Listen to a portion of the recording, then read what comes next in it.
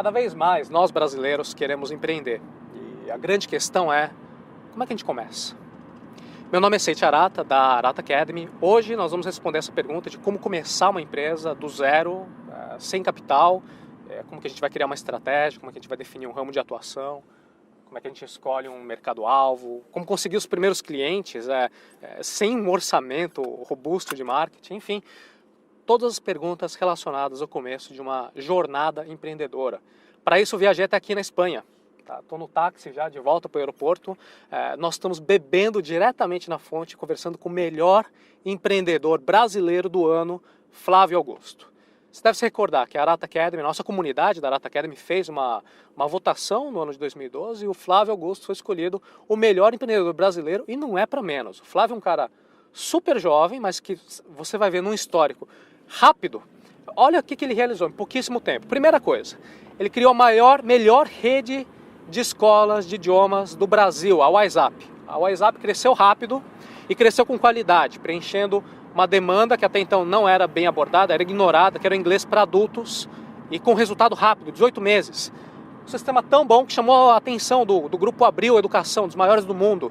Fechou com ele negócio 4 semanas atrás, 877 milhões de reais, um negócio bilionário praticamente, um negócio bilionário com B.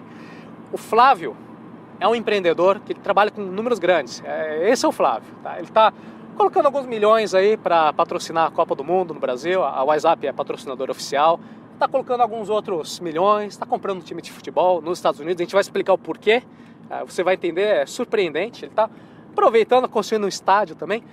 Apesar de toda essa opulência, ele começou de forma simples. Ele começou igual a todos nós, ele pegava trem lotado, ônibus lotado lá no Rio de Janeiro, começou do zero literalmente. Não é um cara engomadinho que nasceu em berço de ouro, está administrando o negócio do papai. Não, ele veio do zero, construiu tudo junto com a esposa, a Luciana, e ele vai contar tudo isso pra gente, uma riqueza, uma profundidade de detalhes que você nunca vai ver na televisão, nesses noticiários da TV, matéria de jornal, de revista, geralmente são matérias superficiais. Esse vídeo, ele é bem diferente. Isso aqui é uma baita de uma aula, você pode pegar um caderno, um cadernão, uma caneta, você vai ver e rever esse vídeo, sempre você vai captar algo útil e novo ao ver esse vídeo. Enfim, Flávio Augusto, melhor empreendedor brasileiro do ano de 2012, é um cara que tem muito resultado, isso faz toda a diferença, ele fez, sabe o que está falando, tá? Ele compartilha tudo isso com a gente, tanto no canal Geração de Valor, também no vídeo de hoje. Esse é um vídeo que tem 1h30 de duração, é um conteúdo super valioso, está aqui grátis para você aproveitar. Então, sem mais delongas, vamos ao vídeo. Flávio, mais uma vez, obrigado por compartilhar toda essa experiência conosco, é de grande valia para todos nós que estamos assistindo esse vídeo aqui, obrigado. Obrigado pelo convite, Seiichi. Um abraço a todos da Arata Academy. É um prazer estar aqui com vocês. Temos uma série de perguntas que nossos amigos enviaram e nós agrupamos todas as relacionadas a como começar, como dar os passos iniciais. Antes da gente continuar, eu quero explicar para vocês que no almoço que eu tive com o Flávio agora há pouco, o Flávio me disse, por favor, não me revele antes quais são as perguntas, eu quero ser surpreendido para que o vídeo fique espontâneo. E um pouco mais autêntico, né? Então nós temos um grupo, que é o grupo das perguntas de como que a gente começa um negócio. Nós temos depois um outro grupo a respeito de mentalidade empreendedora, ou seja, como é que a gente tem que pensar e se comportar para ter sucesso no empreendedorismo. Um outro grupo de como crescer o nosso negócio e, por final, suas opiniões nos mais diferentes assuntos. Então, dando início à parte de como começar, a pergunta que mais apareceu é como começar do zero, Flávio. Sem capital inicial, essa é uma pergunta que veio do Ronaldo Barbosa, do Moisés Pinto, do Marcos Matos e vários outros colegas que desejam iniciar o empreendedorismo do nada, do zero. Bom, a pergunta é um pouco aberta, né, Seiichi? Porque não existe uma fórmula de como iniciar um negócio do zero. Eu poderia dar uma opinião específica sobre um determinado projeto, um determinado segmento, mas eu vou tentar também ser genérico aqui na minha resposta. Não é? Acho que, em primeiro lugar, é muito importante a pessoa querer. Não é? A vontade é muito importante. Então, muitas pessoas falam, mas eu quero, mas muita gente quer. Às vezes, esse conceito de querer, às vezes, para o empreendedor, o conceito de querer, ele está intimamente ligado ao conceito de realizar. Então, às vezes, as pessoas, fica um pouco subjetiva essa coisa do querer, né? Muita gente quer, mas na primeira dificuldade existe. Então a pergunta é, será que queria realmente? Não é? Muita gente diz que quer, mas no meio de uma situação turbulenta, no meio de uma situação que em qualquer negócio vai existir, em qualquer empreendimento vão existir variáveis, vão existir decepções, vão existir dificuldades, vão existir processos burocráticos do governo, vão acontecer uma série de desafios. E como é que a pessoa vai reagir diante disso? Se ela desiste, se ela já não foca a mente dela para uma solução mais criativa, a minha pergunta é sempre essa: será que ela queria realmente?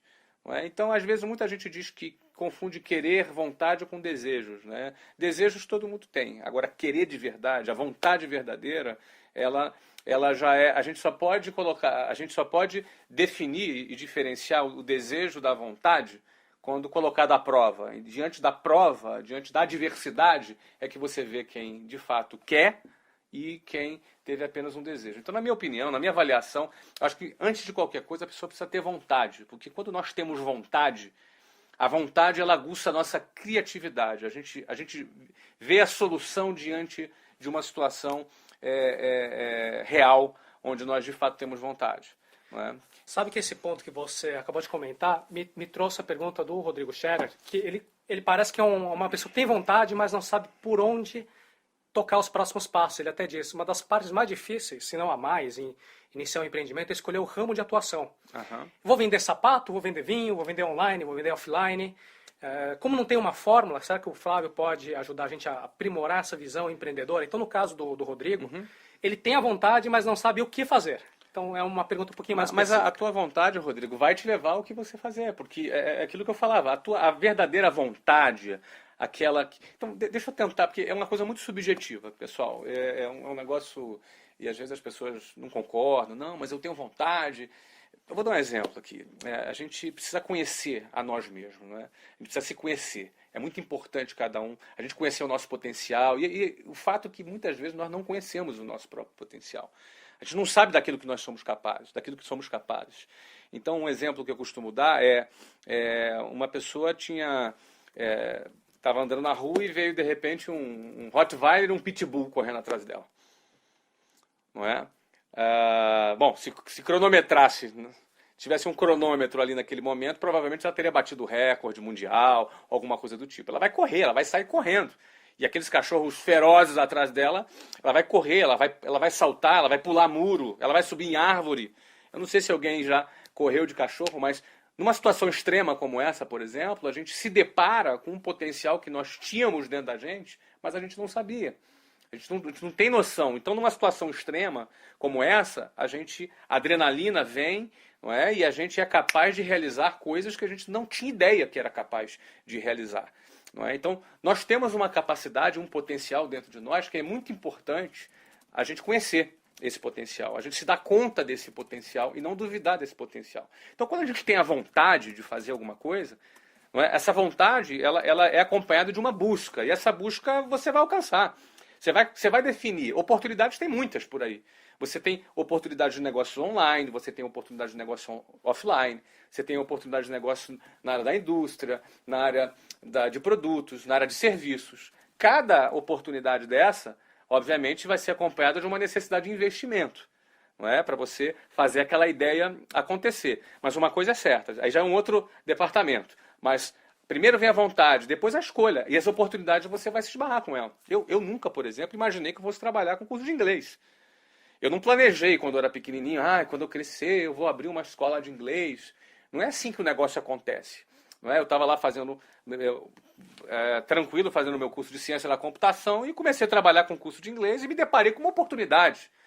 Eu enxerguei as transformações que estavam acontecendo no mercado brasileiro, a entrada das empresas internacionais, o início da globalização.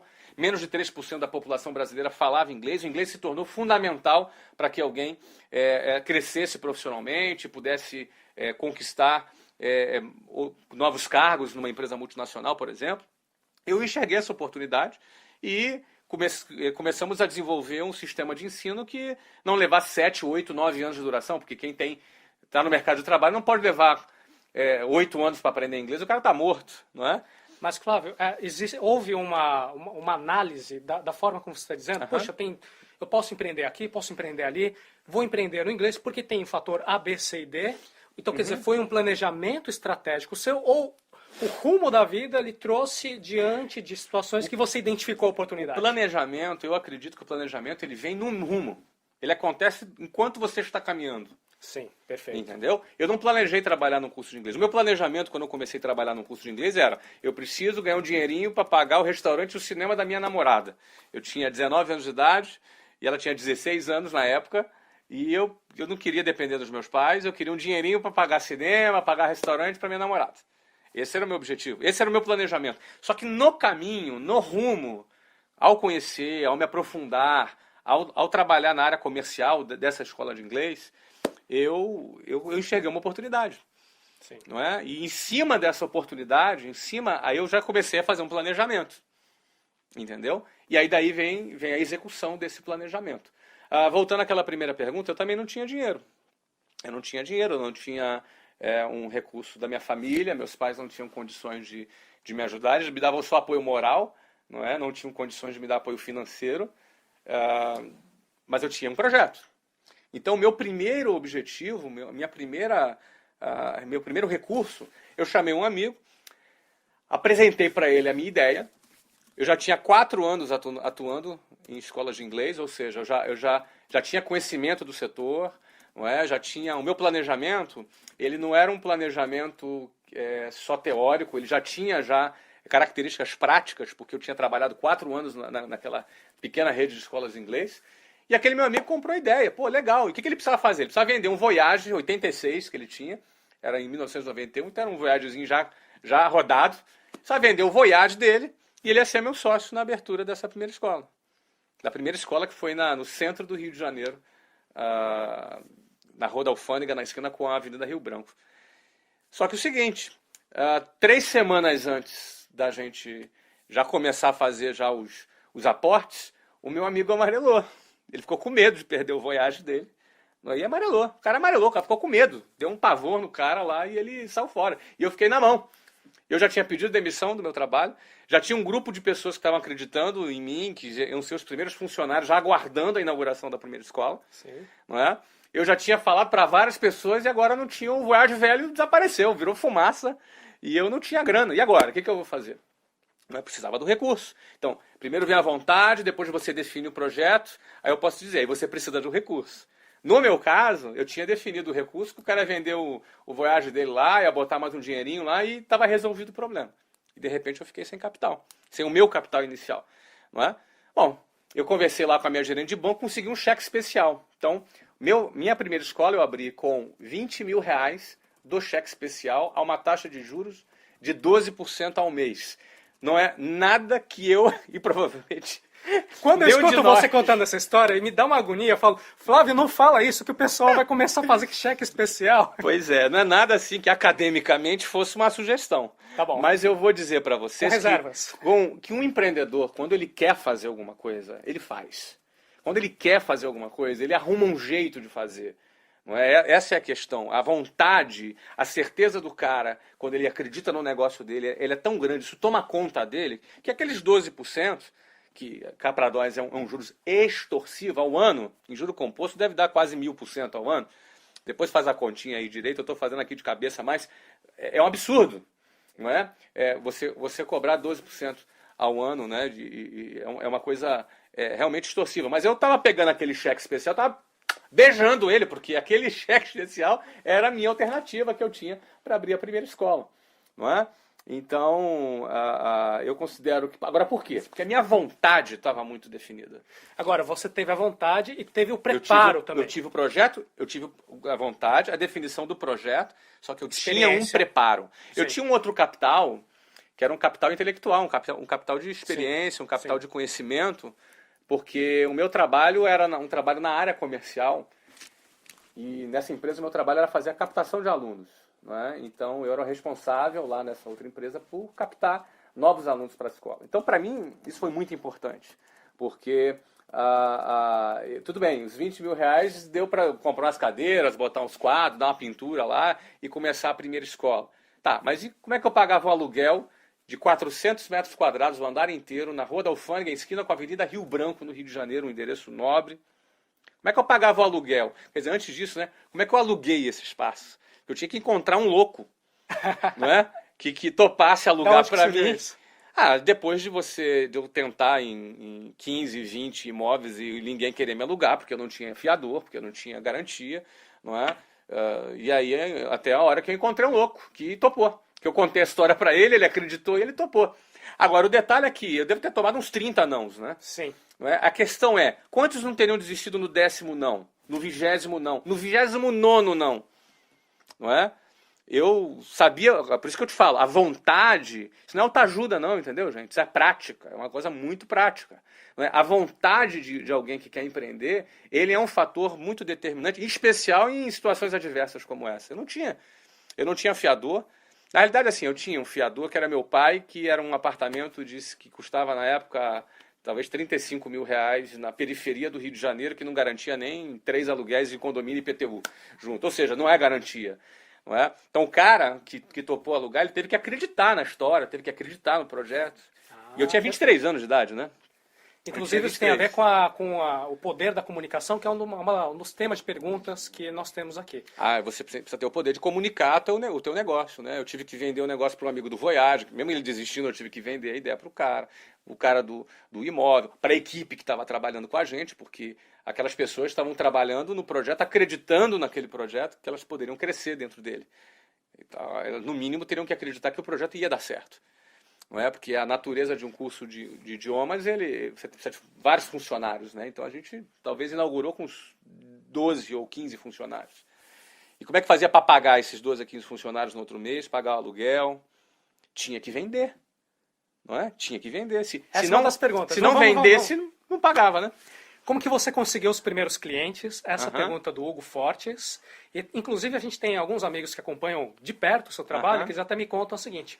O Flávio, quando abriu a primeira escola de inglês, ele conseguiu 1 ano de escola aberta em 1 ano. 1000 matrículas. Me corrija se estiver errado, Flávio. Tá por dentro. Essas matrículas foram todas realizadas usando uma técnica que até hoje você usa na WhatsApp ou houve outros meios, né, na época, panfletagem, divulgação de escola, etc. Essa é a pergunta do Luiz Felipe de Assis. Legal, Luiz. Boa. Tá bem informado, Luiz. É isso aí mesmo, desse jeitinho que você falou. Bom, como eu falei, eu trabalhei 4 anos numa escola de inglês na área comercial. Ali a gente trabalhava fazendo a prospecção de alunos. E a técnica comercial que a gente usa, ela leva em conta que o nosso aluno, o aluno adulto, vamos entender primeiro quem é o meu aluno, quem é o aluno da WhatsApp, qual é o perfil desse aluno, como ele se comporta e como é o ciclo de decisão desse aluno. E como a gente, em função desse perfil, desenhou a estratégia comercial. Não é? Então, em primeiro lugar, o aluno da WhatsApp é um aluno de entre 25 a 45 anos de idade, entre as classes A e B. Na época, nosso posicionamento também atingia a classe C, depois a gente reposicionou, mas para você entender o perfil do aluno.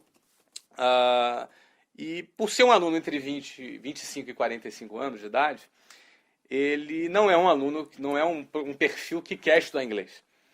O aluno adulto, ele não vai estudar inglês assim, ai, cara, que delícia, vamos estudar inglês, é tão legal estudar inglês, né? Não, cara, olha, o cara que quer estudar inglês, ele vai assim, ai, é um mal necessário. Eu vou estudar inglês porque é necessário, porque é uma necessidade. Ele não vai para uma escola de inglês da mesma forma que ele vai para o cinema, que ele vai para um show, que ele vai para um restaurante bater papo com amigos. Não, estudar inglês é um mal necessário. Então, se estudar inglês é um mal necessário, o que eu vou te dizer aqui é uma estatística empírica, não é resultado de uma pesquisa científica que a gente tenha feito ao longo de 20 anos. Eu já atuo há 22 anos nesse segmento de idiomas, né? Mas eu vou dizer para você que é uma estatística que é resultado da nossa observação, não é? Para cada um aluno que espontaneamente se levanta de sua cadeira e vai até uma escola de inglês e chega lá e fala assim, olha, eu vim aqui fazer a minha matrícula. Para cada um ser humano decidido como esse, eu garanto a você que tem 200 pessoas que estão em casa falando assim, olha, esse ano eu preciso fazer curso de inglês. Mas ele não toma iniciativa. Eu costumo até brincar que o Dia Internacional da Mentira não é o dia 1º de abril. É o 1º de janeiro. 1º de janeiro, exatamente. Porque é o dia que ele chega e fala assim, ó, esse ano eu vou parar de fumar, vou fazer academia, vou estudar inglês, não é? Esse é o Dia Internacional da Mentira que eu costumo brincar. Mas, para cada um aluno que vai até a escola e se matricula, eu digo empiricamente para você que tem 200 pessoas que falam a mesma coisa, mas não tomam a decisão e ficam protelando. Eles falam, olha, depois do carnaval eu vou me matricular. Aí passa o carnaval, ele gastou dinheiro pra caramba, e ele tá corrido, ele pensa, não, no segundo semestre. Chega agosto, o que ele fala? Ano que vem, sem falta, eu vou estudar inglês. Então, o setor de ensino de línguas no Brasil, ele tem, sei lá, 20, 30 marcas diferentes. Não é óbvio que a WhatsApp se tornou líder absoluta de ensino de inglês para adultos, mas ainda assim todas as marcas elas ensinam inglês para adultos. Então significa dizer que aquele um aluno que se levanta da cadeira e vai se matricular numa escola, ele é disputado pelas essas dezenas de marcas que existem no mercado. Nós, quando abrimos a escola, quando abrimos a WhatsApp, nós não trabalhamos esse um aluno, até porque a gente não tinha grana para fazer publicidade. Não tinha dinheiro.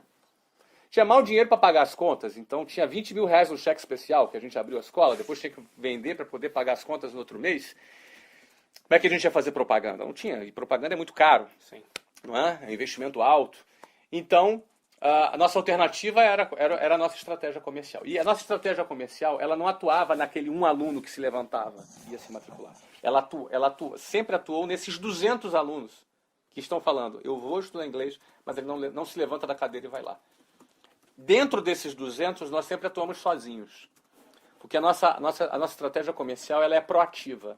Ela não é uma estratégia como um vendedor de loja, por exemplo, que fica lá dentro da loja aguardando. E quando o seu cliente entra na loja, ele fala, pois não, que eu posso te ajudar? Não é? A estratégia ativa, ela não aguarda a vinda do cliente, ela vai até o cliente. Então, aproveitando e respondendo outras perguntas, como é que a gente conseguiu os primeiros clientes? Não é? Então, cada aluno que se matricula na escola, ele, em troca de um benefício, seja um desconto, seja algum benefício percebido, de valor percebido por aquele aluno, ele indica 20 amigos. E ele indica sem compromisso. Não é?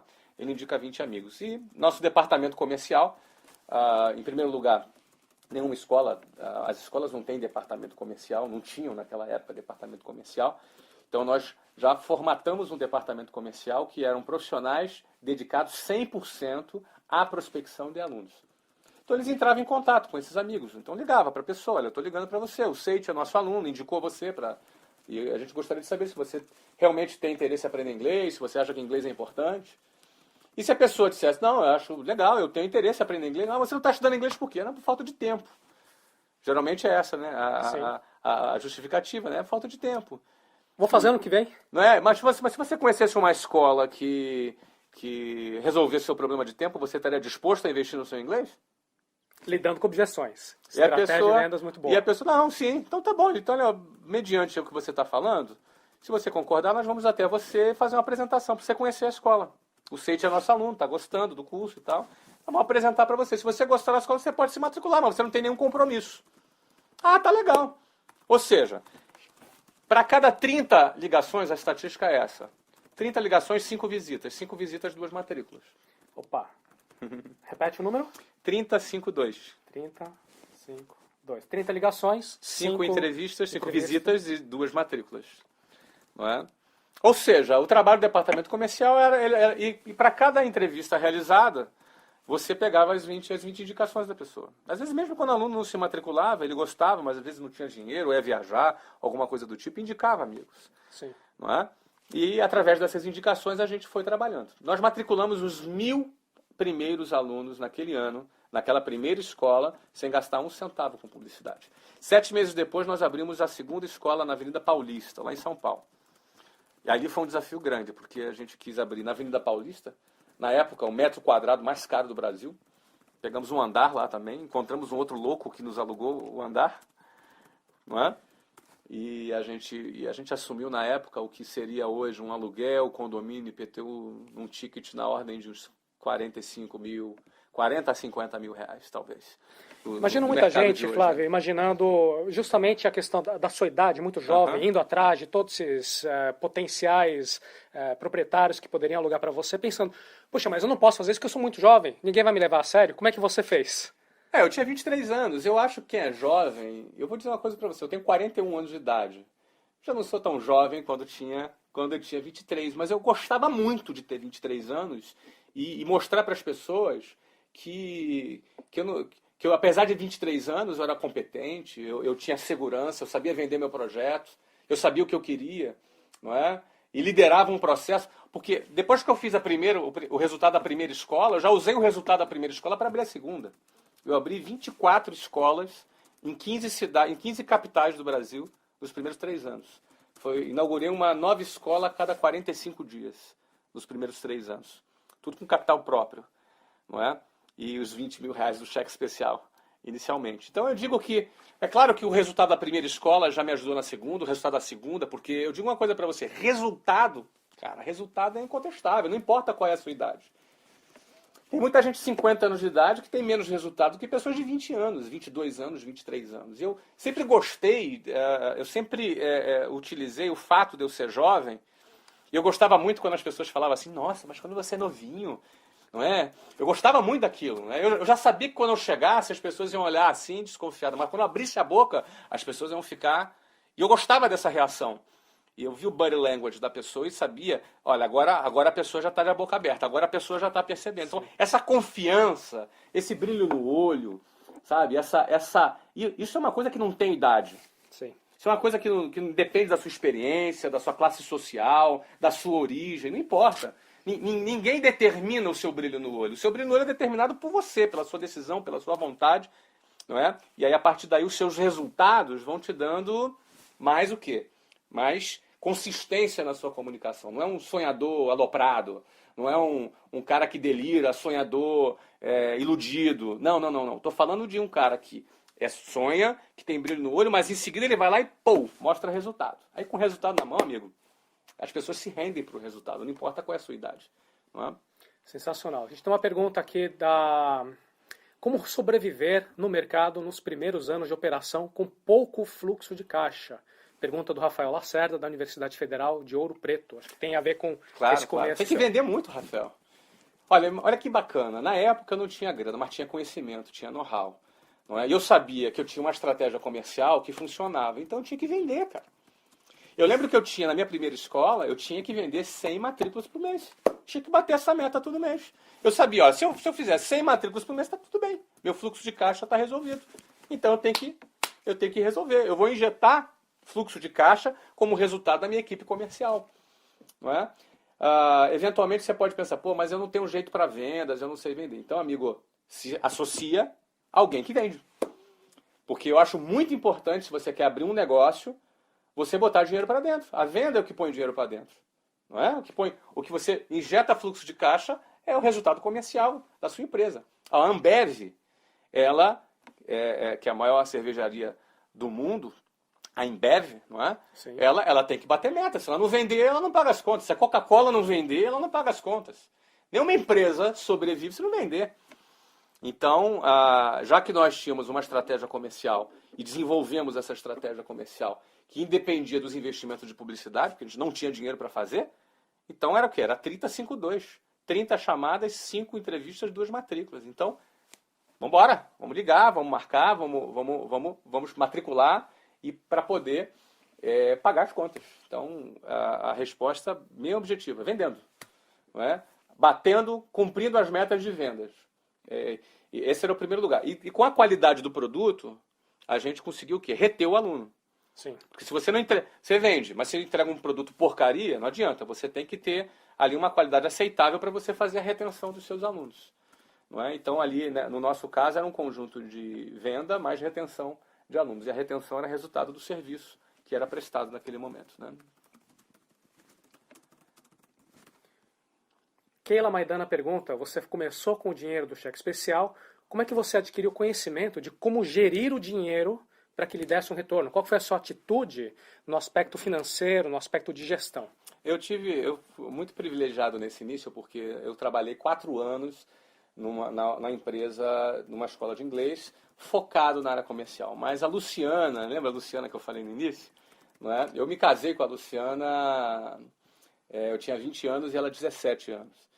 Então, quando ela fez 18 anos de idade, eu já tinha 21 anos de idade, nós fomos transferidos para a Venezuela. Nós implantamos uma escola daquela rede na cidade de Valência, na Venezuela. Foi uma experiência incrível, a gente era muito novinho, mas eu já era gerente nessa ocasião. E a Luciana começou a trabalhar na área administrativa e financeira lá. Então ali foi uma escola muito interessante, porque era uma unidade, uma filial no exterior, num outro país, com outra legislação, não é? Com características bem diferentes do Brasil. A gente começou do zero e a gente ficou um ano trabalhando ali. Assim que nós voltamos para o Brasil, em 1994, a Luciana assumiu, ela já estava com 19 anos, eu 22, ela assumiu a gerência administrativa e financeira de uma escola daquela empresa. E eu continuava focado na área comercial.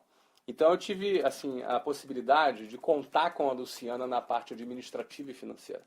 Não é? Então eu pude ficar muito focado na área comercial, muito focado. Porque eu sabia assim, se tem as matrículas, está tudo bem.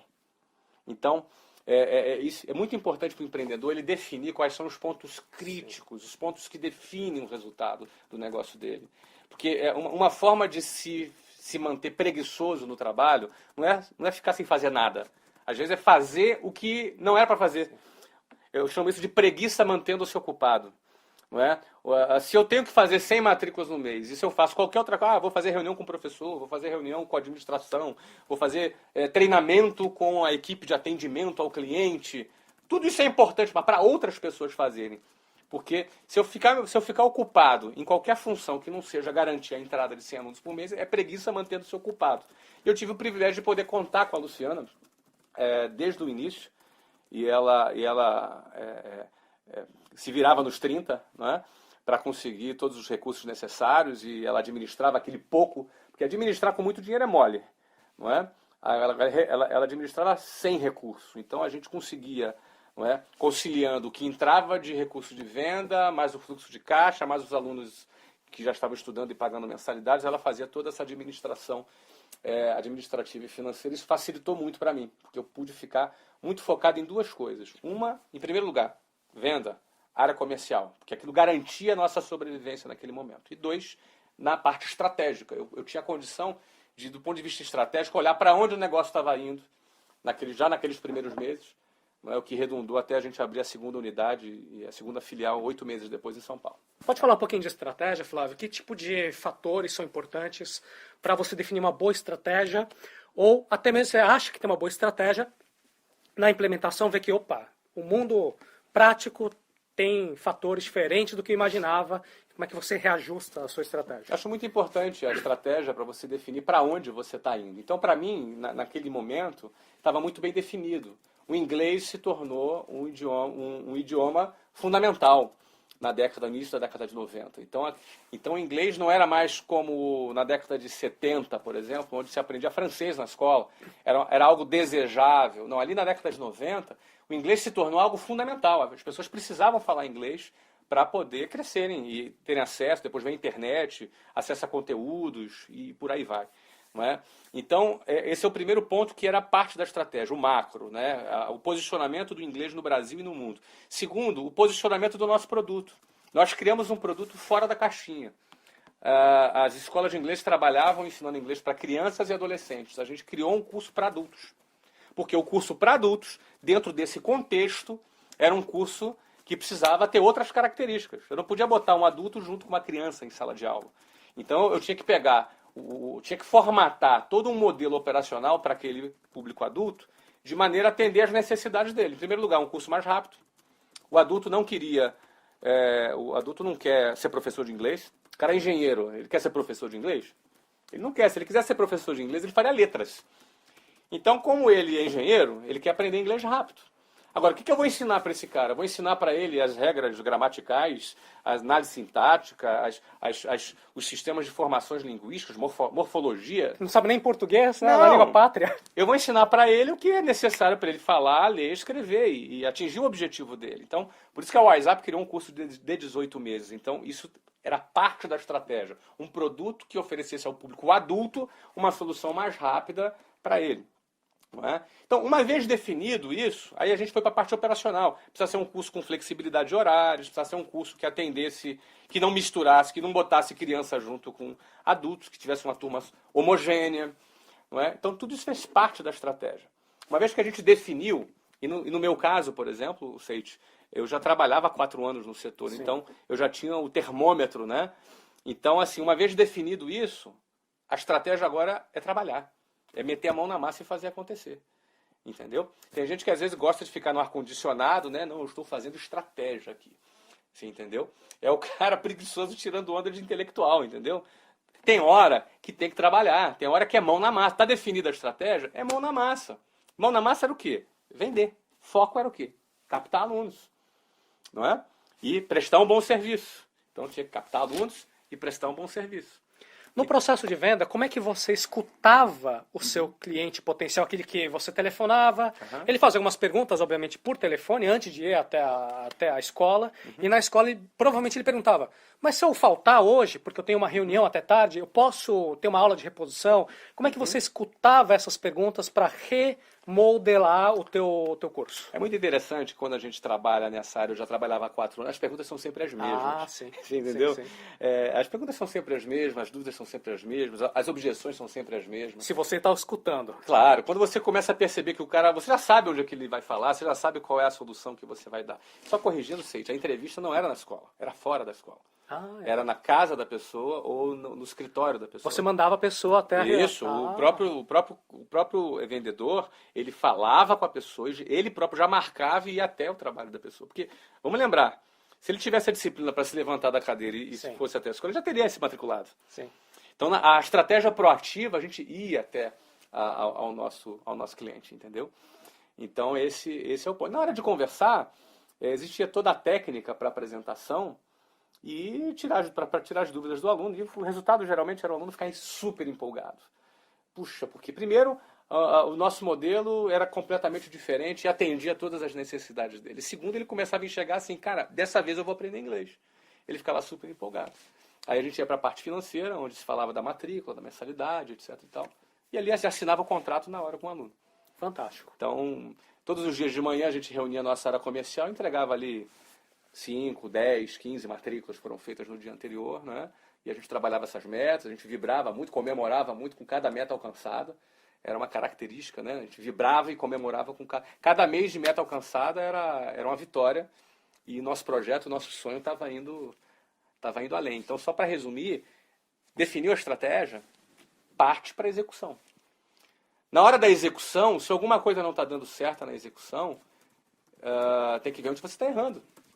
Porque essa estatística 35.2 era uma coisa que a gente já tinha. Já conhecíamos essa estatística na prática. Ou seja, se não tem aquele número, alguma coisa está errada. A gente sempre costuma dizer, se você não tem resultado, é por 2 motivos. Ou você não está trabalhando, não está ligando para as 30 pessoas, certo? Aí logo não vai fazer 5 visitas, e logo não vai fazer 2 matrículas. Ou você está trabalhando errado. Você não está trabalhando ou está trabalhando errado. Trabalhar errado é se você não está executando toda a técnica comercial devida, a apresentação. Se você, na hora de fazer a venda, você está muito mais preocupado em vender, olhando para o talão de cheque do cara, do que você está preocupado em dar a solução para a vida da pessoa. Porque, no fundo, a pessoa que vai aprender inglês, ela vai transformar a vida dela, ela vai ter acesso a mais cultura, vai ter acesso a mais oportunidades. Em determinadas áreas, quem fala inglês ganha 30% mais do que quem não fala, segundo pesquisas de mercado. Não é? Então, na realidade, a pessoa que faz a venda, ela precisa separar o desejo da venda, a ansiedade da venda, de um trabalho consultivo para poder ajudar aquela pessoa a atingir o objetivo dela. E o fator que faz essa mistura, que faz essas estações se confundirem, é o fator ansiedade. Então, para se ter um bom resultado em vendas, é muito importante você controlar a sua ansiedade, mas não é só em vendas não, em tudo. Tudo na vida, não é? Tudo na vida. Você precisa saber controlar a sua ansiedade. A ansiedade, ela faz parte da nossa vida, mas você ter essa inteligência emocional, você ter esse controle das suas emoções, é que determina um jogador de futebol, na hora de bater um pênalti, a bola é pequenininha, o gol é enorme. Mas dependendo da ansiedade, o gol fica pequenininho e a bola fica gigante. Não é? Então, a emoção, o controle das nossas emoções é que vão definir a nossa performance. Isso em muitas áreas da vida, inclusive nessa área de vendas. Né? Tem umas 2 perguntas ainda para encerrar esse primeiro módulo. Como dar os primeiros passos, como começar. O Daniel Costa pergunta como escolher naquilo que a gente vai se dedicar quando tem várias opções interessantes. Imagina o Daniel igual uma criança na fábrica de chocolates pensando, pô, posso fazer isso, posso fazer aquilo, tem uma oportunidade aqui e ali. E ele fica um pouco paralisado. Isso é um efeito comum quando a gente tem muitas escolhas. Tem alguma dica boa para ele? Olha, será que sim? Será que, Daniel, que você tem realmente tantas escolhas assim? O que você está levando em conta para considerar que você tem tantas escolhas assim? Porque eu considero que grandes oportunidades não são tantas. Então, se você tem tantas escolhas assim, sem saber quais são as suas tantas escolhas, eu começo a questionar se de fato essas tantas escolhas são realmente grandes oportunidades, como talvez você esteja pensando. Não é? Analisa com calma, porque eu vejo que as grandes oportunidades são aquelas que você olha e fala, cara, peraí, eu tô maluco? É isso mesmo? Pô, não, peraí, é isso mesmo? Peraí, pega a conta, pega uma planilha de Excel, faz a simulação financeira, você fala, caramba, o que é isso? Peraí, não é possível. Aí você conversa com algum amigo, peraí, me diz aí se eu tô maluco. Apresenta para ele. O cara fala, não, cara, isso é muito bom. A grande oportunidade é aquilo que bate forte, que teu olho brilha, teu coração bate forte, você quer fazer aquilo ali. Não é? Então, você tem que buscar nada menos do que isso. Não é? Eu acho que uma boa oportunidade de negócio é aquela que você identifica que você vai ter muito prazer em realizá-la e que ela vai te dar um excelente retorno. Eu não sei nem se você quer comentar um pouquinho sobre as suas novas iniciativas na área de futebol. Pode, não tem problema. Quando eu li na página do Flávio, todos nós que acompanhamos o trabalho aqui do Geração de Valor, a gente tem um carinho enorme, todo mundo torcendo para o Flávio ir cada vez mais longe. E quando eu vi a história, pô, Flávio investindo agora em time de futebol, estádio, eu pensei, você fica com um pouco de receio, tipo... Será que isso vai dar certo? Será que ele não está queimando dinheiro? E no almoço, em uma questão de 2 minutos, você me explicou, eu fiquei com o tal do queixo aberto. Falei, putz, não tem como dar errado. Isso aqui é a grande oportunidade. Para quem não sabe, eu comprei um clube de futebol nos Estados Unidos agora. Um investimento em torno de 60 a 80 milhões de dólares da minha parte, o governo da Flórida, a prefeitura de Orlando. O investimento total de em torno de 160 milhões de dólares, uma iniciativa público-privada, onde só o nosso investimento é de 60 a 80 milhões de dólares. Ainda tem alguns fatores, algumas negociações a serem feitas. Não é?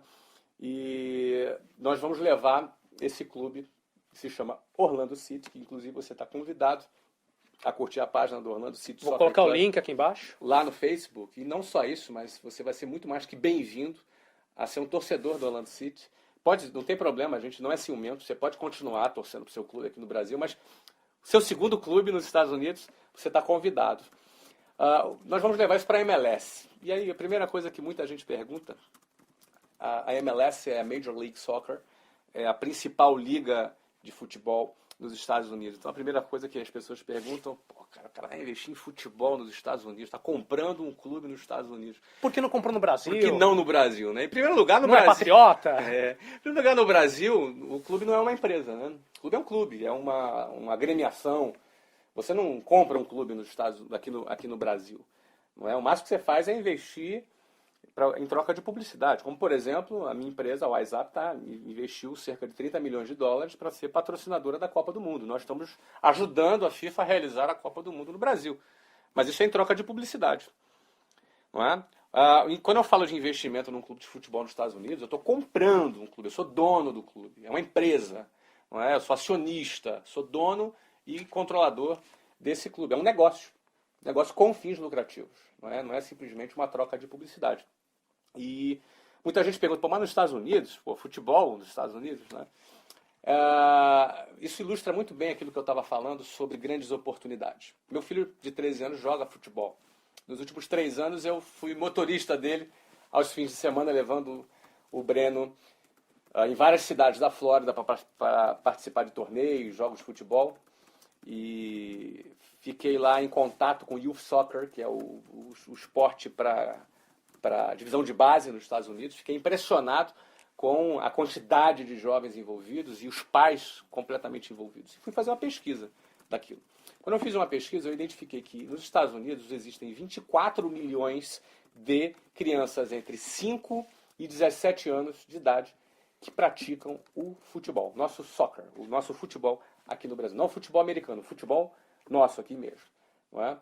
O que já faz com que o futebol nos Estados Unidos já seja hoje, no ano de 2013, o esporte mais praticado dos Estados Unidos. Eu tenho certeza que você não sabia disso, né? Que o esporte mais praticado nos Estados Unidos é o futebol. Eu não sabia. Fiquei chocado, fiquei impressionado com essa observação. Seguindo na pesquisa, nós observamos que a média de público nos estádios por jogo em cada partida da MLS, ou seja, da Liga da MLS, que é a principal liga, a primeira divisão dos Estados Unidos, já é 50% maior do que a média de público da Série A do Brasileirão, ou seja, a primeira divisão do Campeonato Brasileiro. Você sabia que a média de público nos Estados Unidos já é 50% maior que aqui no Brasil? Eu também não sabia. Não é? Diante dessas informações, prosseguindo na pesquisa, eu vi que a MLS é a 7ª maior liga em termos de público no mundo. Ou seja, atrás apenas da Espanha, Itália, Alemanha, França, México e Argentina. Em 7º vem a MLS. E em crescimento. A previsão é que nos próximos 10 anos ela seja a maior liga em termos de audiência do mundo. Tenho certeza que você também não sabia dessas informações. Só que quando eu me deparo com essas informações, morando nos Estados Unidos, e sendo eu uma pessoa empreendedora, eu falei, cara, isso aqui é uma grande oportunidade. Vou trazer um time para a MLS aqui no sudeste dos Estados Unidos.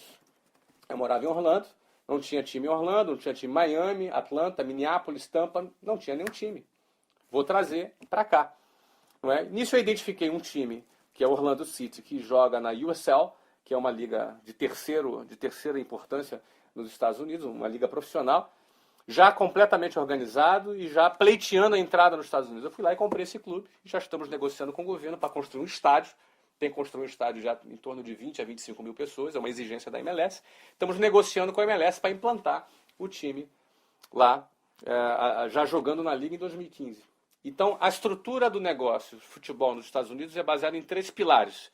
Pilar número 1, o clube de futebol.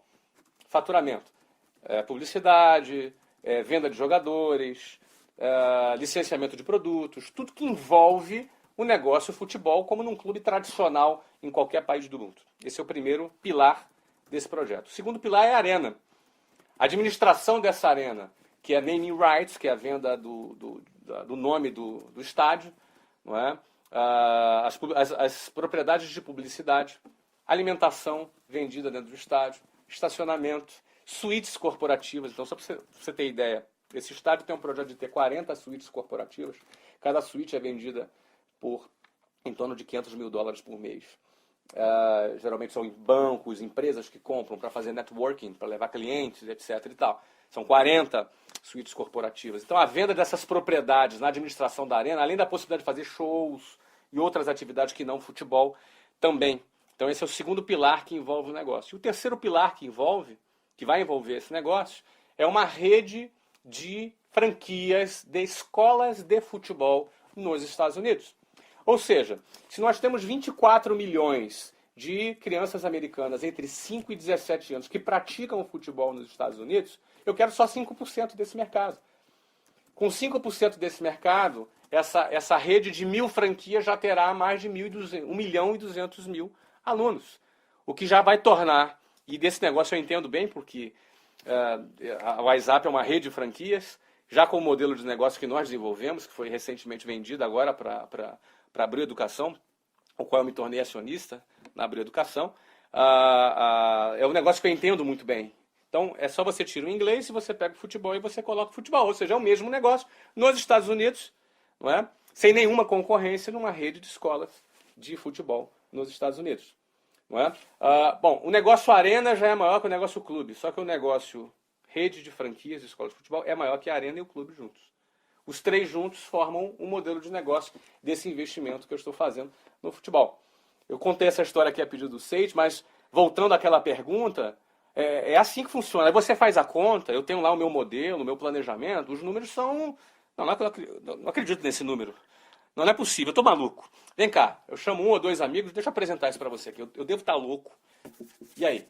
Aí o resultado é que o cara fica louco também. Deixa eu ser sócio. Deixa eu ser sócio, o cara fica louco. Então, assim, o bom negócio, a boa oportunidade é aquela que você olha para ela e fala assim, cara, não, eu tô maluco. Não é possível. Porque assim, você enxergou alguma coisa. Você enxergou alguma coisa que a maioria não enxergou.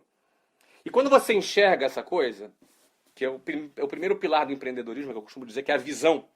Quando você enxergou essa coisa, o próximo passo que você vai ter que ter é ter a coragem. Porque você tem que ter a visão e a coragem. Se você tiver a visão e não tiver a coragem, você fica chupando o dedão, cara. Você vai olhar para aquilo e um dia você vai ter... Alguém vai fazer... Aí você fala, eu tive a ideia primeiro. Eu tive a ideia primeiro, né, cara? Mas isso aí não adianta. Vítima, já aconteceu isso comigo. Isso é ruim, né, Feite? Então, você tem que ter a visão. Mas aí depois você tem que ter a coragem. Porque beleza, isso é tudo muito bonito, mas vai me custar botar a mão no bolso e pegar 80 milhões de dólares. Né? Hoje eu não vou precisar de botar 80 milhões de dólares no meu cheque especial. Ainda bem. Mas requer uma coragem de fazer esse investimento. Só que o terceiro passo é ter a competência. Então é visão, coragem e competência. Você precisa ter a visão para você enxergar, depois a coragem para você avançar naquela visão que você teve e a competência de fazer acontecer. Fazer bem feito. E fazer bem feito. Aí isso envolve o produto, envolve toda a estratégia e, amiguinho, a venda, né? Tem que vender. Produto que não vende fica encalhado na prateleira. Então se você não vende, amigo, teu sócio precisa vender. Se você, teu sócio, não vende, estou preocupado com você. Tem que vender. Alguém tem que vender. Se não vende, é hobby ou é caridade? É caridade ou é hobby. Também, desculpa.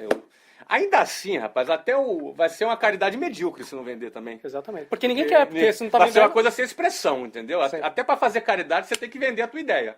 Para você agregar outras pessoas na sua caridade. Não é? Exatamente. Bom, é isso. Bom, obrigado pela paciência, porque, olha, estou aqui com um tempo aqui para terminar aqui esse bloco. Estou procurando passar o máximo possível de conteúdo aí. Leandro Matera pergunta, quais conselhos você dá para algum empreendedor que trabalha com inovação e criação de novos nichos? Ou seja, alguém que quer fazer algo além do óbvio, identificou algo um pouco diferente. O que você pode, pela tua experiência, recomendar, Flávio? Olha, eu acho que está muito ligado a tudo isso que eu falei, porque eu sempre busquei trabalhar com inovação. Não é? Quando eu trabalhei com curso de inglês, eu não inovei o negócio com curso de inglês, já existia, mas a forma, o posicionamento, a forma de vender o material didático, a forma de vender a matrícula, tudo isso foi uma inovação no modelo de negócios e inovação também no produto. Então eu gosto muito da inovação porque ela te permite ter valor agregado no seu produto. Não é? Então, o meu conselho é que você nunca se conforme com o óbvio. Né? A palavra se conformar significa ganhar a forma. Não é? Conformar, você ganhar a forma do óbvio. Não é? Então, quando você não ganha a forma do óbvio, você vai a todo momento buscar uma nova saída, uma nova alternativa. E quando você encontra, você tem um grande valor agregado nas suas mãos. O próprio negócio do futebol é uma forma de inovar, porque tem uma rede de franquias desta forma, como a gente vai gerir, grandes marcas do futebol hoje não conseguiram. Você tem aí grandes marcas que têm escolinhas, fazem franquia, mas não conseguem emplacar, porque não sabem tocar. Então, eu acho que inovação é uma excelente estratégia para você gerar valor e agregar valor no que você quer vender, seja produto ou serviço. Flávio, enquanto a gente conversava, além de anotar ideias importantes que você está transmitindo para nós, eu tentei capturar, fazer uma fórmula de tudo que você está contando. Eu quero dar alguns pontos de destaque, você me corrige naquilo que eu coloquei de errado e o que ficou faltando. Acho que dessa conversa toda, primeiro passo, nada disso aconteceria se você não tivesse aqueles 4 anos de experiência, porque isso que te deu a bagagem necessária para implementar com competência. Então, essa experiência, o conhecimento é muito valioso. Eu poderia acrescentar aqui, Seite, desculpa te interromper. Claro. Então, eu sempre costumo dizer, quem quer empreender alguma coisa, procure trabalhar antes de empreender naquilo. Não é? Procure ter uma experiência de graça. De graça, cara. Tu vai aprender de graça. Não importa qual é o salário, vai pagar bem, pagar mal. Não interessa. Investe. Você quer trabalhar, fazer algum projeto de logística, cara, vai trabalhar em alguma empresa que seja forte em logística, sei lá, vai trabalhar no Correios, vai trabalhar em algum lugar para você captar, para você aprender o que aquela empresa tem para fazer. Porque esse conhecimento é também uma forma de capital, né? Um capital intelectual. Às vezes um salário paga R$1.000 e você pode falar, não, tem outro negócio que paga 1.500, vou para o outro que paga 500 a mais. Só que você não está. Mas qual é o conhecimento que você vai agregar ali? Que tem um valor enorme.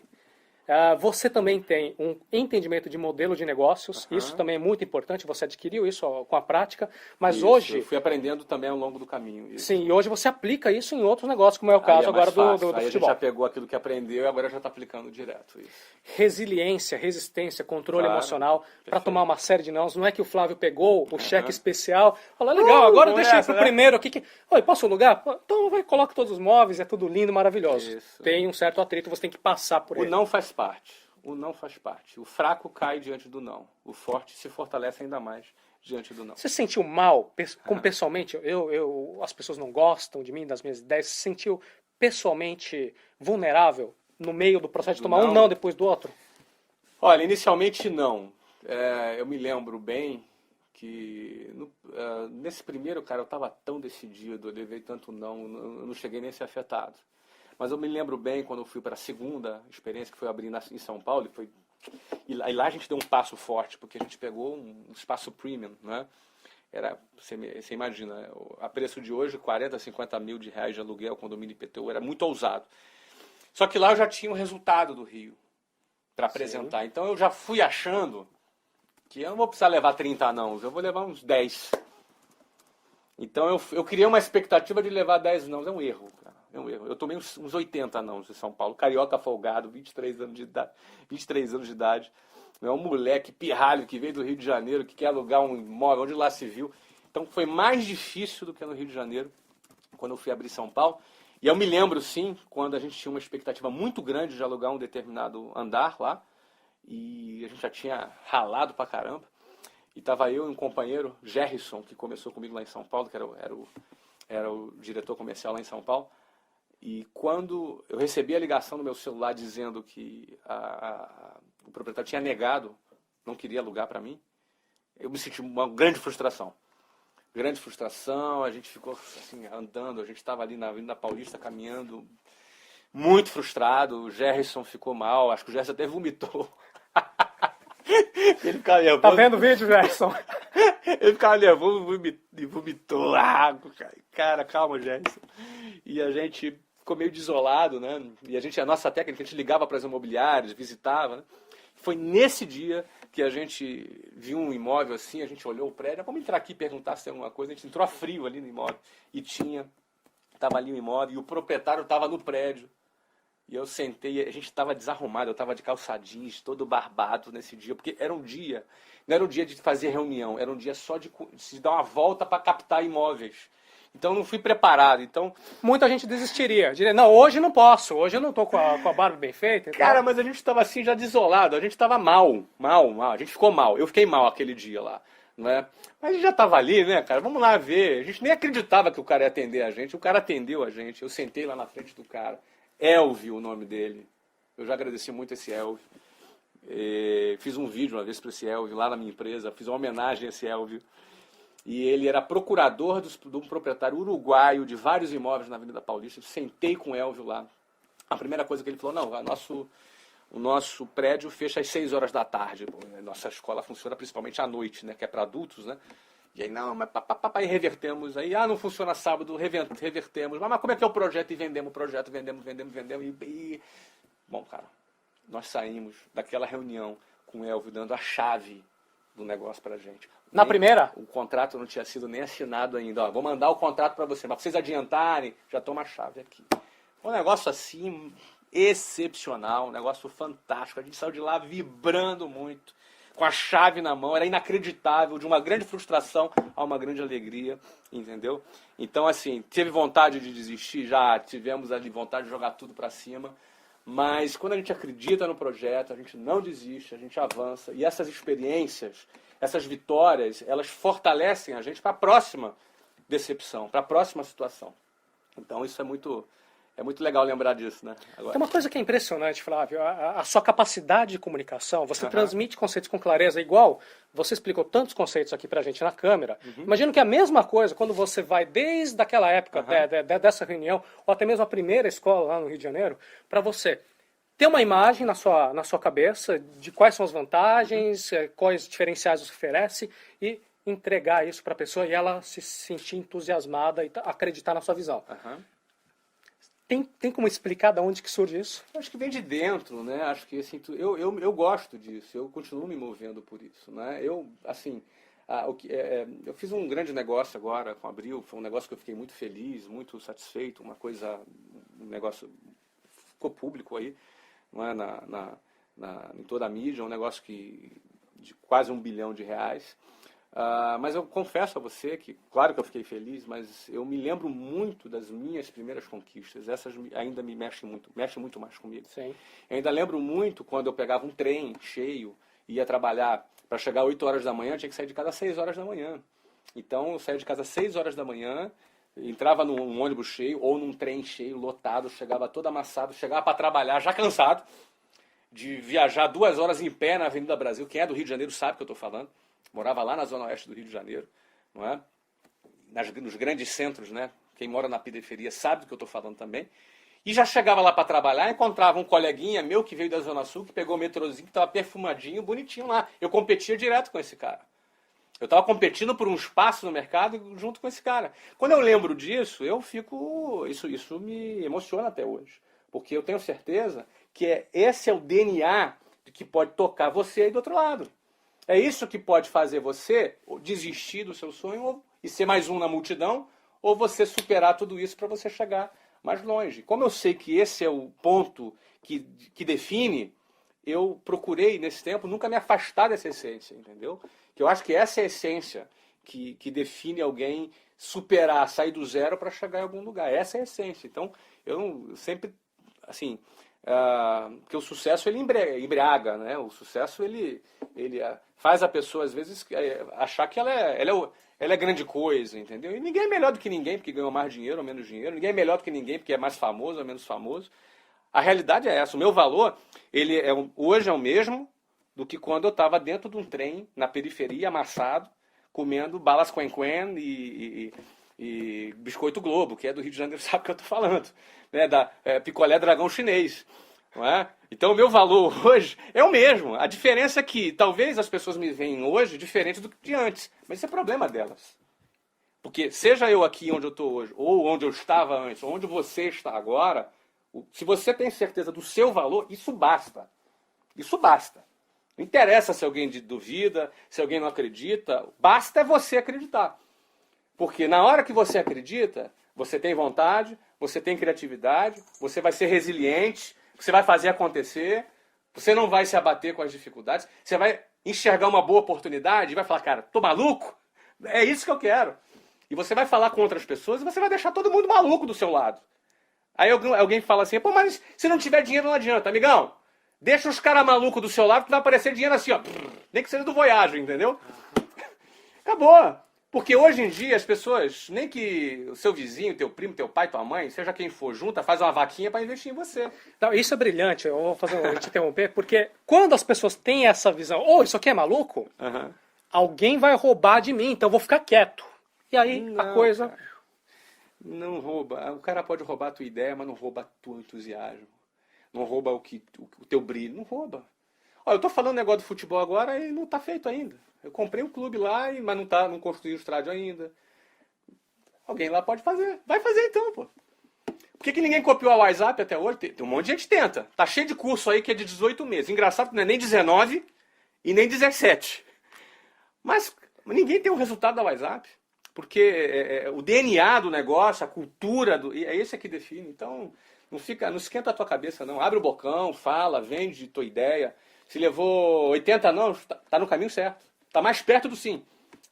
Ou seja, utilize a boa comunicação como o Flávio faz, você vai conseguir aliados que vão te sustentar, vão te elevar ainda mais. Flávio, outra coisa que eu notei desde a hora que a gente estava conversando lá no restaurante, aqui também, entender o macro. Você faz o seu dever de casa, você faz a sua pesquisa, você analisou, por exemplo, o setor mercado, o setor. Então, isso é fundamental. É de cima para baixo. Sempre de cima para... Nunca de baixo para cima. É sempre do maior para o menor. Ou seja, você não vai nunca navegar contra a correnteza. Se você vê que não tem oportunidade de mercado, você não quer nem saber como que operacionalizar os mínimos detalhes. É que talvez não valha a pena. Não é? É muito melhor você surfar uma onda do que você querer criar um mar. É muito melhor você criar uma prancha para surfar a onda do que você criar um mar. Então, enxergar o macro é muito importante. Fantástico. Entender o cliente também, você conhece muito bem o perfil dos alunos da WhatsApp, isso também faz parte do teu processo, você que quer começar. Como é que é a curva de decisão desse cliente? É muito importante. Curva de decisão, termo essencial. Você entender o que faz ele tomar a decisão, como é que é essa curva de decisão, como é que ele constrói na cabeça dele essa curva de decisão. Isso é fundamental para a tua estratégia de venda. Como é que faz isso? Como é que se aprende isso? É observando, não é uma coisa... observando. No caso por exemplo, vamos pegar do futebol que é novo. O do inglês a gente já fez, é um negócio que começou e foi vendido já. Vamos falar do novo. Nos Estados Unidos, eu fiquei intrigado porque que tinha tanta criança jogando futebol, tantos pais envolvidos, né? Eram, assim, para cada time com 15 crianças, tinha 25 pais. Eu fiquei muito intrigado com aquela situação. E fui pesquisar, engraçado que eu tive respostas para dúvidas que eu tinha antes. Por exemplo, você nunca se perguntou por que os Estados Unidos ganham tantas medalhas nas Olimpíadas? Eu sempre achei, ou de repente o inconsciente coletivo pensa que é porque o governo investe no esporte. Não, que governo investe no esporte? O governo não faz nada nisso lá no esporte. Quem investe são os pais. Os pais investem no esporte. Eu nos Estados Unidos, em 3 anos, eu devo ter ido no barato, cara, sei lá, talvez em, 150 partidas de futebol do meu filho. Estou chutando, pode ser um pouquinho para cima ou um pouquinho para baixo. E eu não me lembro de ter assistido nem 5 no Brasil. Acho que você entra naquele ambiente e você entra no meio da cultura também. O engajamento dos pais com os filhos é muito grande. Quem já viu os filmes americanos, os pais torcendo. Torcendo, né? É bem aquilo mesmo. Eu comecei a pesquisar por que aquilo. Primeiro eu observei aquilo. Observei a diferença no meu comportamento e comecei a observar por que aquilo. Na cultura americana, os pais, eles geralmente não têm babás, não têm empregadas, eles fazem tudo. Eles são devotos à criação dos seus filhos, até os 17 anos. Com 17 anos, amigo, tchau. Todo mundo sai de casa. Quem não sai de casa com 17 anos nos Estados Unidos é fracassado. É o loser. A sociedade americana considera dessa forma. Então a criança com 17 anos vai para a faculdade. Quanto mais longe de casa é a faculdade, mais bem sucedido ele é considerado pela sociedade americana. Quanto mais perto de casa é a faculdade, mais próximo do loser ele é. Não é? Então essa é a cultura americana. Não estou dizendo se é certo, se é errado, não vamos discutir isso. É assim lá nos Estados Unidos. Não é? Quem assistiu Toy Story 3, não é? Você vê lá, não é? Que é uma série que eu adoro. Eu assisti com os meus filhos, mas eu confesso que eu gosto. Eu chorei. No 3? Pô, claro que eu chorei também, não é? Muito bom. Porque eu fiquei imaginando meu filho. Mas é assim, um moleque fez 17 anos, está indo embora. Está se despedindo dos brinquedos, se despedindo da mãe. Não é? Assim é a cultura americana. E a vida do americano é dividida em 2 partes. Ele tem que pagar o mortgage, que é a hipoteca dele. Ele paga pela vida toda a prestação da casa que ele comprou. E ele faz também uma economia para pagar a faculdade do seu filho. Pai que não tem o dinheiro da faculdade do seu filho também é considerado loser. Não é?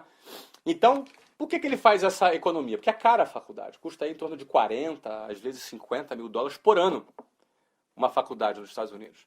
Nos Estados Unidos a escola é pública até o high school, até o ensino médio. Mas a partir daí a faculdade não é pública, a faculdade é paga. Então o pai ele economiza durante toda a vida para depois pagar a faculdade do filho. E quando o pai investe em esporte, ele está fazendo 2 coisas. Primeiro, ele está próximo do filho dele. Ele está participando com o filho dele. Está incentivando o filho dele. Na verdade, 3 coisas. A segunda coisa é, ele está ocupando o tempo do filho dele com esporte, não com droga, não com coisa que não presta. Ele está ocupando o tempo do filho dele com esporte, que é associado à saúde, disciplina, liderança, faz parte da formação do caráter do filho dele. E terceiro ponto, ele está fazendo um investimento que custa em torno de $1.000 por ano, onde os bons atletas nas faculdades conseguem ter bolsas entre 25% a 100%. Ou seja, uma bolsa média de 50% vai dar de retorno para esse pai em torno de $20 a $25 mil por ano. Ou seja, quase $100 mil de retorno financeiro. Você investe tempo do seu filho, apoia ele, forma o caráter dele, ainda tem retorno financeiro. Por isso, os pais investem nos filhos. E por isso os Estados Unidos têm bastante medalha nas Olimpíadas. Você vê, eu comecei a observar essas coisas. Isso tudo é analisar o macro. Eu estou Você analisando o entender macro. a sociedade, a economia, por que as pessoas se comportam. Por que elas se comportam, como elas tomam decisão, não é verdade? Sem isso, você não tem como empreender. Vai ficar um alienado, ter uma ideia brilhante, tá? É brilhante para você, para mais ninguém. Para mais ninguém. Então, nesse caso, quando eu começo a observar isso, aí começo agora a juntar com os números da MLS. Já desci. Saí da cultura, do comportamento, da sociedade, aí fui para a MLS, que é a liga. Aí comecei a ver números. E aí vou descendo para um time. Aí no time eu agrego o sistema de franquias do sistema de escolas, que é uma coisa que eu conheço.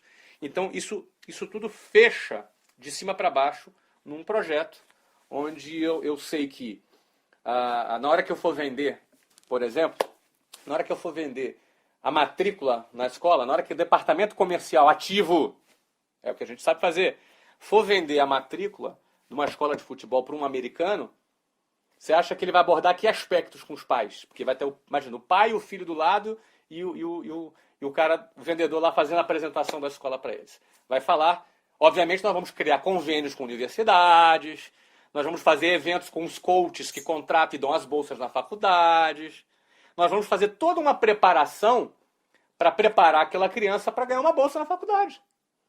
Porque a gente não vai vender simplesmente futebol. A gente vai vender também o quê? A bolsa na faculdade. A possibilidade de bolsa na faculdade. Veja que esse processo todo que o Flávio está descrevendo para nós aqui faz parte do seu entendimento, da sua pesquisa, do processo de decisão. Você sabe quais são os líderes que influenciam os motivos. Não é que o Flávio vai abrir, vai alugar um espaço, vai colocar uma placa, escola de futebol, e ficar esperando alguém... Isso deve ter um monte nos Estados Unidos. Assim como tem um monte de escola de inglês, matrículas abertas, tem um monte no Brasil. É assim que funciona. Não é?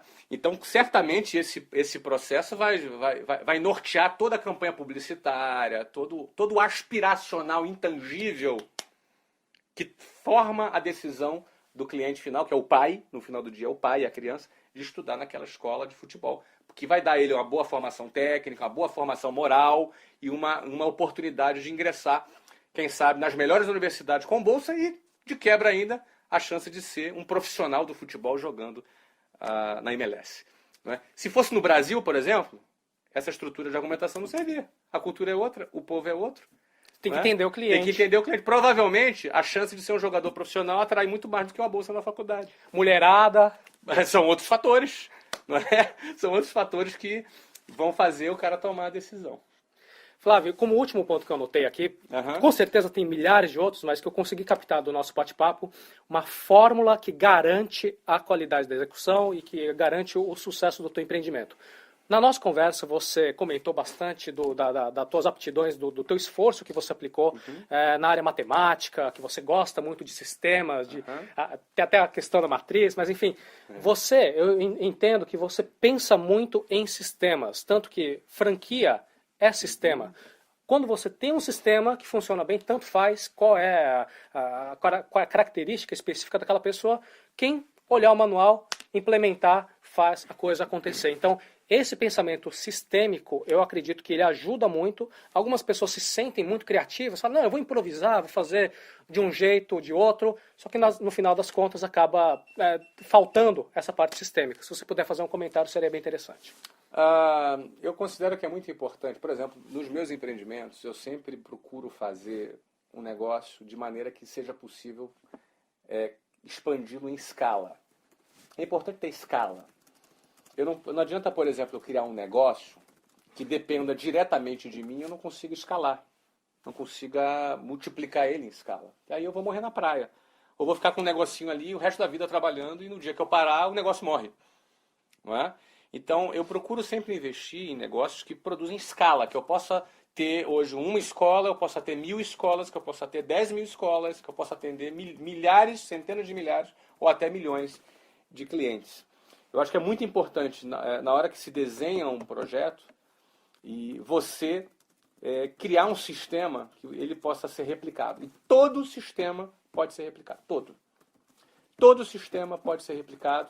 Uns são mais fáceis de serem replicados e outros mais difíceis. Mas todo sistema pode ser replicado. Então, o negócio que eu me envolvo é negócio que eu enxergue que eu possa começar pequeno, mas eu não tenho limite para crescer. Então, esse é o foco que eu tenho. Né? Eu não abro mão de ter um negócio que ele possa que ele possa ter escala. E, novamente, isso deve amarrar com a questão do Daniel. Ele tem muitas opções, mas será mesmo? Será que todas as grandes opções do Daniel têm, por exemplo, esse fator da escala? Esse é um fator a ser analisado. Muito interessante, não é? Eu lembro que eu conversava com um grande advogado em São Paulo, grande, um escritório de advocacia, top. Então, você tem uma ideia, é um advogado que ganha R$ 1.500 por hora trabalhada. Então, e ele falava, Flávio, eu ganho bem, mas eu não, se eu parar aqui, o negócio acaba. Eu não posso pegar e vender meu escritório de advocacia, porque o negócio sou eu, não é? O negócio sou eu. Então, muitas pessoas têm essa dificuldade, como, por exemplo, um médico. Um médico poderia ter essa mesma dificuldade. Pô, não, eu sou um bom médico, eu sou um excelente médico, mas se eu parar de trabalhar, a minha clínica acaba, porque o negócio sou eu. Só que um dia, alguém teve uma ideia e criou um plano de saúde. O plano de saúde é um negócio onde você vende a medicina em escala sem limites. Então, alguém um dia pegou a área da medicina e transformou num modelo criou um modelo de negócio que você pode dar escala a esse modelo de negócio. Isso pode ser feito com plano odontológico, isso pode ser feito com qualquer coisa. Então, eu penso que, já que eu vou aplicar um esforço de trabalho para empreender um negócio, ele tem que ter escala. Então, no exemplo do futebol, por exemplo, que eu acabei de dar agora, não é? A coisa do clube de futebol. A franquia de escolas é uma possibilidade que dá escala. A arena já não dá escala. A arena é aquilo ali, acabou. Mas a arena é um elemento importante do todo. O clube de futebol ele pode ganhar escala na medida que eu tenha produtos licenciados que eu posso vender para o mundo inteiro. Aí eu já ganho escala. Então eu tenho que sempre verificar onde eu vou conseguir gerar escala no meu negócio. Aí isso aí vai me garantir um esforço, que esse esforço vai valer muito a pena a médio prazo, longo prazo. Flávio, te agradeço demais. Obrigado. Nós tivemos... Isso aqui foi o primeiro bloco de informações e acabou o nosso tempo, infelizmente, que o Flávio é um poço de informações. E tem ainda a parte de mentalidade empreendedora, como crescer, opinião.